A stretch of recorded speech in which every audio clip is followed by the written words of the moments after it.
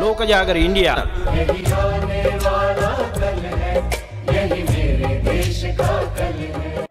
एक नया इतिहास लिखेंगे। नमस्कार मित्रांनो, स्वागत आहे तुमचं लोकजागर इंडियाच्या या यूट्यूब मंचावर आणि मी आहे संयुक्ता देशमुख थेट दिल्लीवरून। आज मी घेऊन आली आहे एक अशी स्टोरी जी सोशल मीडियावर खूप व्हायरल होते। बिहारमध्ये एका महिलेचे नाव मतदार यादीत आहे आणि तिचे वय तब्बल 124 वर्षे आहे। विरोधी पक्षाने यावरून निवडणूक आयोगावर टीकेची झोड उठवली आहे। प्रियंका गांधींसारख्या नेत्यांनी टी शर्ट घालून निदर्शने केली, पण मीनता देवी स्वतः काय म्हणतात चला तर मग संपूर्ण कहाणी आपण जाणून घेऊया। जर तुम्हाला अशा राजकीय आणि सोशल स्टोरीज आवडत असतील तर लाईक करा आणि सबस्क्राइब करायला विसरू नका। आता सर्वप्रथम पार्श्वभूमी समजून घेऊ। 7 ऑगस्टला विरोधी पक्षनेते राहुल गांधी यांनी पत्रकार परिषद घेतली आणि बिहारमध्ये निवडणूक आयोगाच्या स्पेशल इंटेन्सिव्ह रिव्हिजन SIR वर प्रश्न उपस्थित केले। ते म्हणतात की मतदार यादीत मोठ्या प्रमाणात घोटाळे होत आहेत।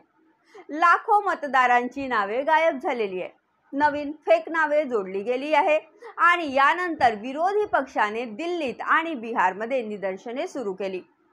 12 ऑगस्टला काँग्रेस आणि इंडिया ब्लॉकच्या खासदारांनी संसद परिसरात निदर्शने केली। केंद्रबिंदू होती मीनता देवी। प्रियंका गांधी वाड्रा आणि इतर खासदारांनी मीनता देवींचा फोटो असलेले टी शर्ट घातले होते, ज्यावर 124 नॉट आउट असे लिहिले होते।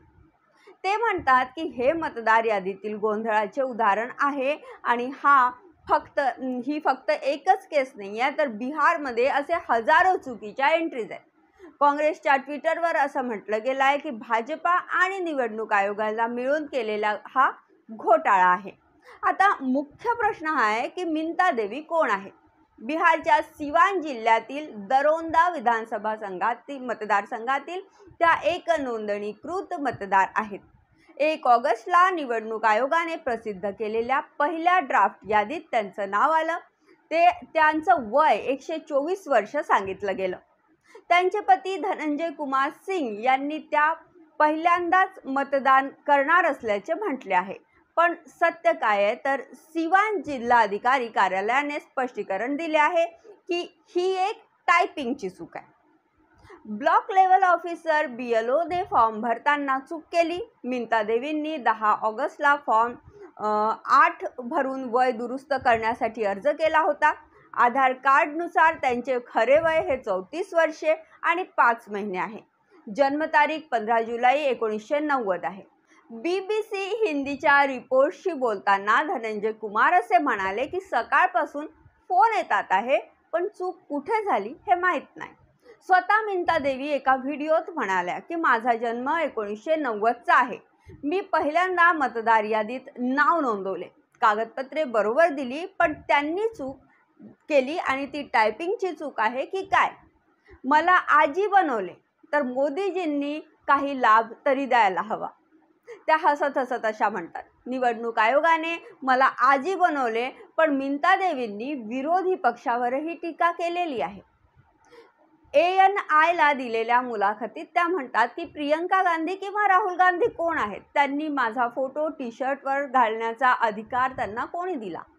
मी याचा विरोध करते। सरकारने मला 124 वर्षाचे मानले तर ओल्ड एज पेन्शन तरी द्यायलाच हवी।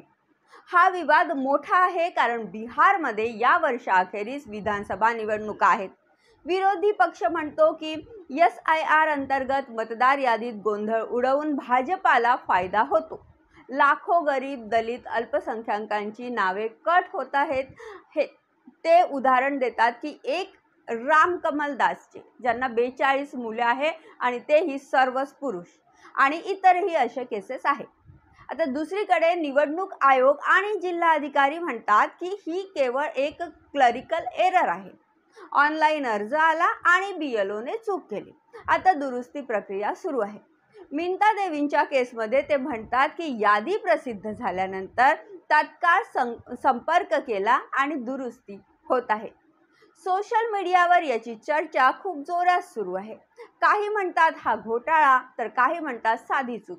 न्यूयॉर्क टाइम्स सारख्या आंतरराष्ट्रीय माध्यमांनीही यावर रिपोर्ट तयार केले, पण ECIने याचे खंडन केले आहे. मित्रांनो, हे प्रकरण दाखवते की मतदार यादी किती महत्त्वाची आहे. चुकीची एंट्री असो की घोटाळा, शेवटी लोकशाहीचेच नुकसान होते. आणि तुमचे मतदार कार्ड तुम्ही चेक केले आहेत का? कमेंटमध्ये आम्हाला नक्की सांगा की तुम्हाला काय वाटते, हा घोटाळा आहे की चूक आहे. आणि अशाच स्टोरीजसाठी चॅनलला सबस्क्राईब करा आणि बेल आयकॉन दाबा. पुढच्या व्हिडिओत नक्की भेटू. धन्यवाद. आने वाला कल है, यही मेरे देश का कल है. एक नया